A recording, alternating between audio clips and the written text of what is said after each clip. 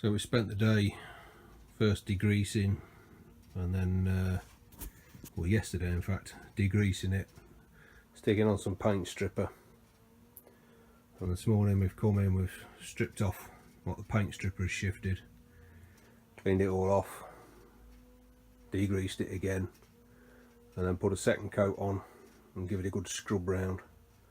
We're just finishing round now with a wire brush on the grinder. It's a bit fierce, but just getting the Bondo off.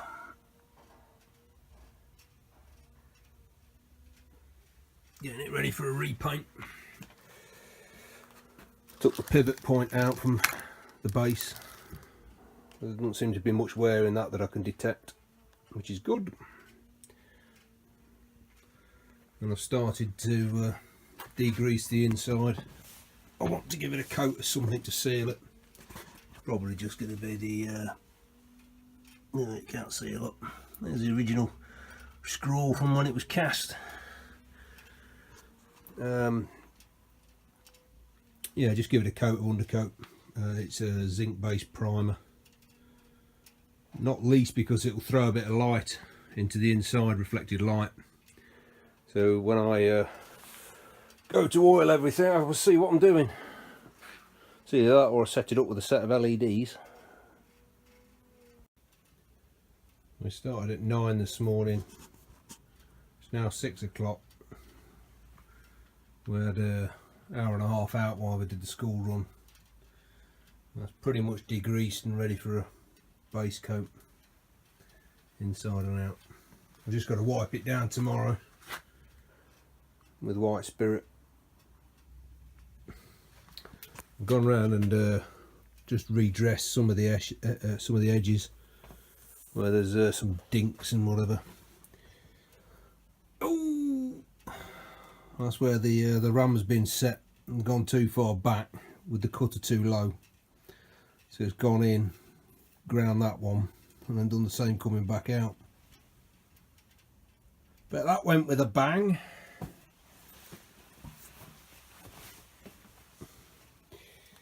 Really do wish I could get this 2 feet up off the floor. I think I'll have to put up with it as it is. I could separate the 2 castings at that point, but again, it's, you know, a load of extra lifting and raunching, and you have to lay it on its side to get to the bolts properly, really. So I'll just put up with it as it is. It's a bit of a chunk in the middle of my workshop. Anyway, it'd be good to get some paint on it.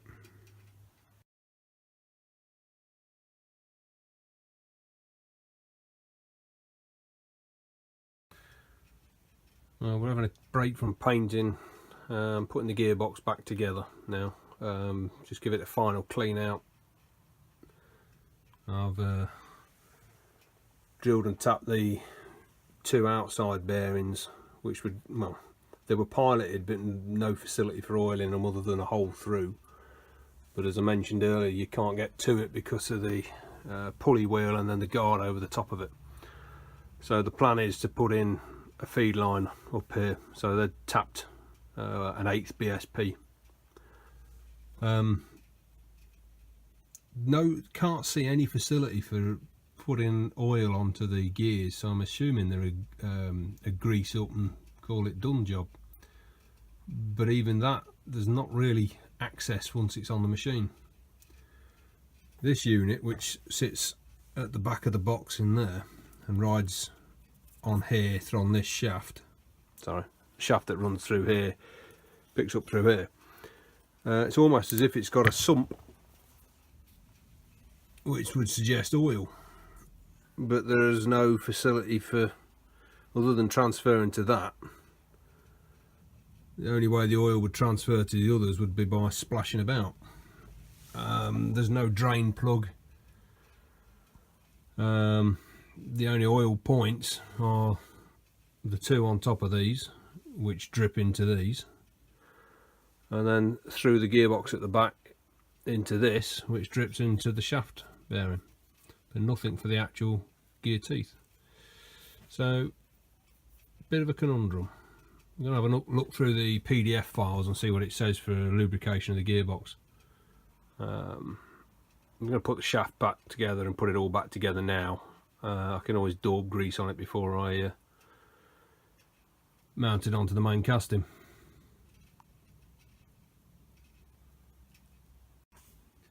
That's the second coat of undercoat, which means it's the slightly less dribbly one than the one before. I'll give the inside a coat, apart from the very, very bottom panel.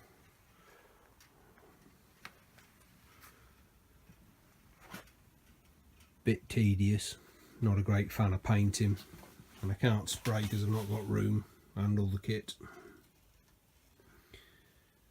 Gearbox is rebuilt, just waiting its top coat, and then I can fit the oil system. And the other bits and pieces are slowly accumulating. I've not applied any top coat yet. Anyway, reasonable level of progress. Some issues with parts that have arrived this week. Taper pins ordered to a size and they've come and they're not suitable.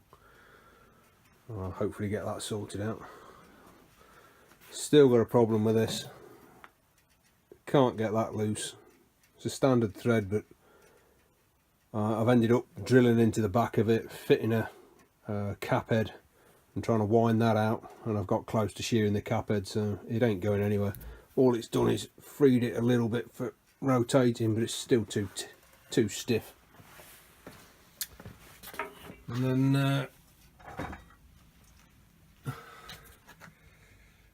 that's solid. I can't get the ball handle off the shaft, and you can see the thread on the end of it's yeah, gone. That came off with this, with the nut. There is a wood, looks like a woodruff key buried in there. But I mean, the amount of corrosion is the only way of cleaning it up is to physically polish it and abrade it away. And to do that, I really need it off this shaft. And then looking at the shaft, I'm now wondering whether I might be better starting from scratch and drill that out. But I've a vague idea that's fitted on a taper, but why it would be on a woodruff as well. Anyway, it's a lot of work to remake that from scratch. 625 thou diameter, 8 threads per inch, and then there's that fine section there, which is for taking up the float or end play.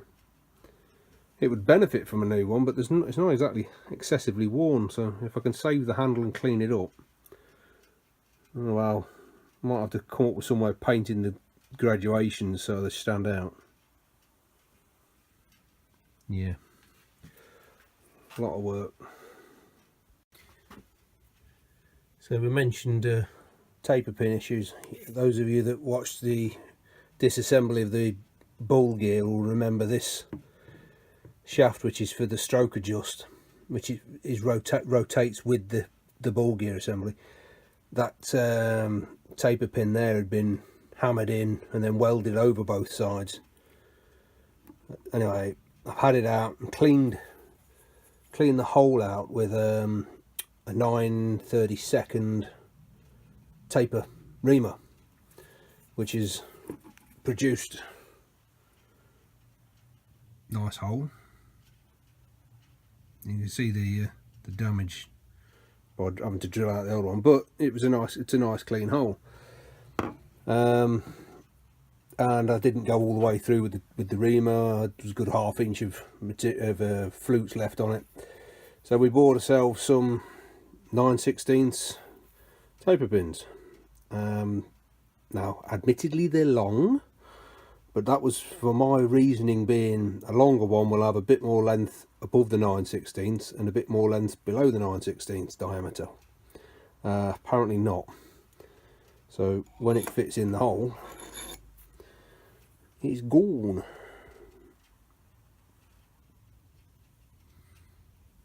Which is annoying. And they weren't a lot of money, but the only thing, what it has been is a very educational process. Apparently English tapers are 1 in 48, so 1 inch in diameter over 48 inches of length. So in theory that'll be a smaller tape, shorter taper pin, but of a smaller diameter. So it does give me some taper pin parts. Doesn't solve my taper pin issue for there. So we've got a request out at the moment on the internet for has anybody got an 11/32 taper pin that I'm hoping will do the job. The only other option after that is, rather than spending another load of money trying to buy a batch and hope that there's the right size in there, would be to set up the compound on the lathe, which will take me about 2 hours. Tap tap tap tap tap tap, in a bit, out a bit, and then once I've got it, about 15 minutes to make the taper pin. Hey ho.